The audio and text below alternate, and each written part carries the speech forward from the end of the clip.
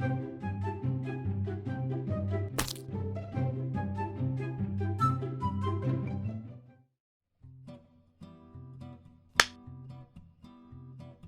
work in the seafood department at a well-known grocery store chain. An elderly female comes up to the counter. I would like 1 pound of cod that's on sale. Certainly, ma'am. I place the fish on the scale. It comes up 0.99 pounds. Just a hair under a pound. Is that okay? No, it's too light. Try the pieces in front instead. Note that it's a much smaller piece. Yes, ma'am. It weighs it up, and it comes up to 0.85. Perfect. I'll take it. I start to scream internally. Will that be all, ma'am? Yes, thank you. And she wanders off. I'm starting to rethink the choices in my life that led me to this job.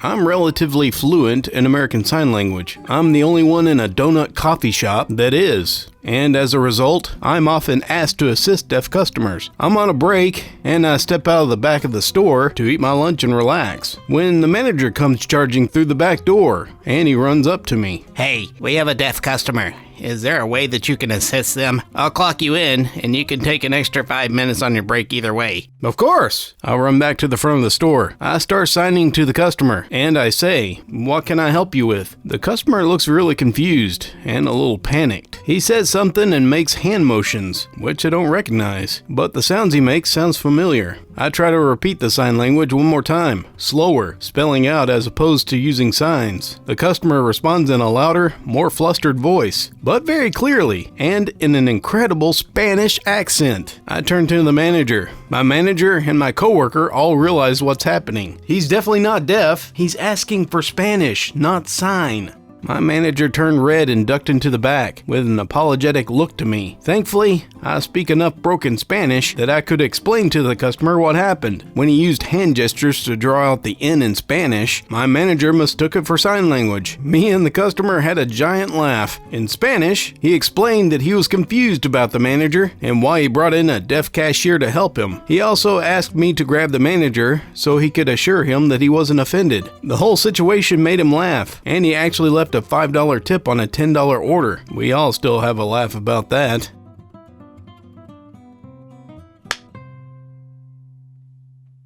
I'm at a grocery store checking out. The cashier picks up an artichoke, and this was the conversation. What's that? It's an artichoke. Ew, I don't like artichokes. Literally 10 seconds ago, you didn't even know what it was. How do you know you don't like it? Pauses and tries to come up with a plausible excuse. I don't like green food. I didn't comment further, but I was thinking, you have issues with lettuce and lime jello? She's probably been offered it only cooked, and that's probably why she's never seen the actual artichoke.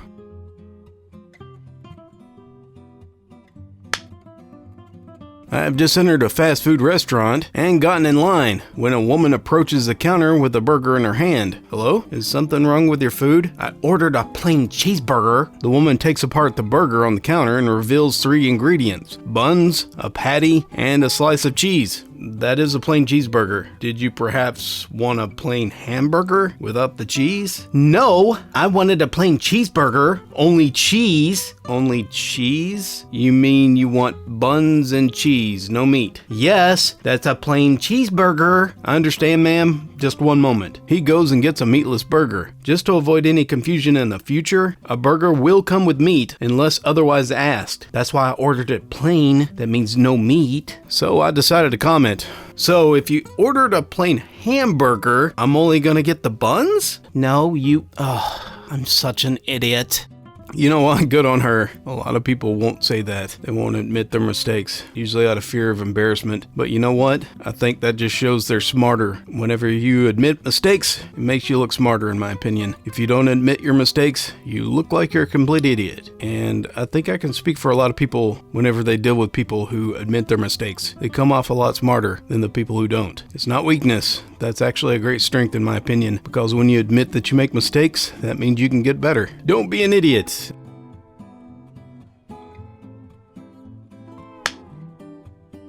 I work at a restaurant that just sent out coupons in the mail. The only reason why I know this, because I had to mail them myself. The coupons say clearly in large print, only usable on Monday through Friday, 8 a.m. to 1 p.m. These are our slowest times, so I guess the owners are trying to make these times more appealing. One Saturday night. Okay, Saturday night. Not on the coupon. The following phone call takes place at this restaurant. Hello?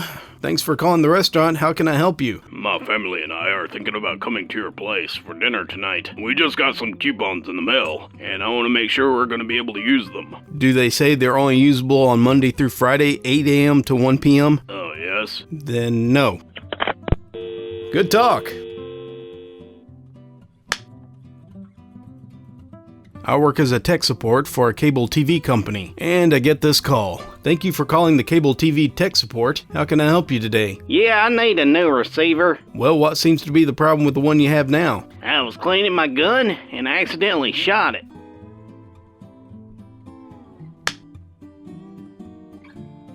I worked at a school as one of the teachers. A student was asked to report to the office, and they didn't recognize the name of the staff member that they needed to see. As I describe her, I mentioned that she was pregnant last year. We have a pregnant lady? Well, not anymore. She was pregnant last year. So what happened? What usually happens at the end of pregnancy? Mind you, this was a high school. This is why I think parents should be more open with their kids about sex and the whole process and stuff. I mean, they can be done dignified. There's nothing to be ashamed about. It's something that's happened for millions of years.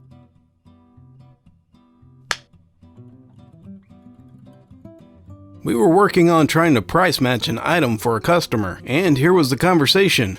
I've changed the price for you now. I turned the screen to show him the changes I've made. Your total is so-and-so. Please keep in mind, we're trying to price match an item through one of our competitors that was $20 cheaper online with free shipping. Why is the total so high? I thought you would price match it. I did. See, right here. I turned the screen back around to show him the new price. Why is that my total? You will still have to pay for tax on the item, sir. I want my price match. I did. I changed the price of the item to the price you showed me online. Just do whatever you need to make the price match exactly. I can't just take off the tax, sir. I'm not asking you to take off the tax. Yes, you are. You're asking me to change the price of the item that will give you the total amount that you want me to give you, which would require me to take off the tax. No, I'm not asking you to take off the tax. I'm just asking you to give me the total. And he points to the computer screen. Sir, that would require me to take off the tax. I can't take off the tax unless you are tax exempt. I'm not asking you to take off the tax. Yes, you are. No, I'm not. I'm just asking you to make my total this amount. Sir, that would require me to change the price of the item to some random price that isn't even the price of the competitor. We wouldn't actually be price matching it then. Just do whatever you need to do in order to give me this total. I can't do that, sir. Then you are price matching. Yes, I am. I changed the price of the item to the price you showed me. Then give me it for that price. I can't, sir. I can't take off the tax. Then you're not price matching. I don't think you understand how price matching works. Can you get me a manager up here? Absolutely. I'll definitely call a manager for you. I call the manager and he comes up to my register. What's up? This customer wants me to give him this price through Price Match.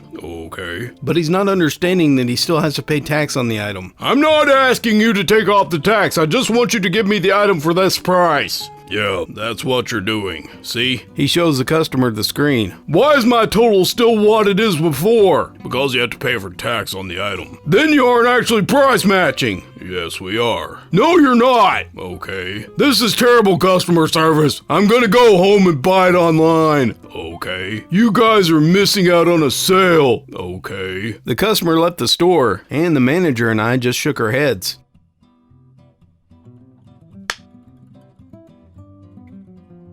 While I was living in the dorms, while I went to college, this guy shows up to my room with an electric stun gun. My roommate immediately begins to play with it, zapping every inanimate object in the room. 5 minutes later, ah! Okay, who could see that coming? I'm the restaurant manager of a popular chain fast food outlet. It's busy in our drive-thru, and I go to the cashier booth to assist a young female with taking orders over the speaker box. Welcome to the outlet. May I take your order? Yes. Do you have the $2 burgers? Yes, we do. How much for 7? I'm silent for a second, questioning why they didn't have the answer. Well, 7 burgers are $14. Okay, how much for 6? I look at my coworker, who is holding back laughter. $12. Then the customer says, Oh, okay. How much for 5? now I'm trying not to laugh. $10? Okay, I'll take 5. 5 beef or chicken? I'll get a mix. Okay, 2 beef, 3 chicken, comes up to $10. Please drive up to the next window. The customer drives up and pays, after which my coworker and I laugh and walk to the front area. Good thing I have a bachelor's degree, right? Otherwise I wouldn't have known the 2 times tables. I'm gonna share something funny. I know that people have brain farts, and it happens. My son had a friend, he was trying to have his friend guess a number, and the friend's like, Is it more than 5? yes, Is it less than 7? yes. It's 8, right? I love that kid.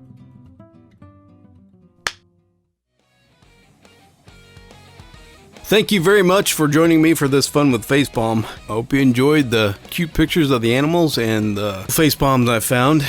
Next, I'm going to be working on Sir Sam. I'm going to go ahead and put out the Sir Sam, then I've got a randomly funny set up. I've already got all the material together for the next 4 or 5 episodes, so then after the randomly funny, it'll be the last episode of Sir Sam, which is going to be a long episode because it's a pretty big story. I'm looking forward to that. I'll get pictures of those. I've already got thumbnails ready. You'll be able to see those before it's out. I want to give a big thanks to my patrons. I love this, and I think eventually make this my full-time thing, where I'll probably put out 2 or 3 a week, if not more. I don't know. We'll see how it goes. If you want to make a small donation, or if you want to become a patron, you can go to patreon.com, $1 a month. You'll have advanced audio broadcast that you can download, listen to anytime you want. Or if you want to do a one-time donation, there's a button that says one-time donation. You should be able to see on the screen. So if not, I'll have the link down below, and it'll go to a PayPal account to help us out. I'm sorry that it's been taking so long to do all this stuff. We've been exceedingly busy. We're in the process of trying to move. My wife's trying to find work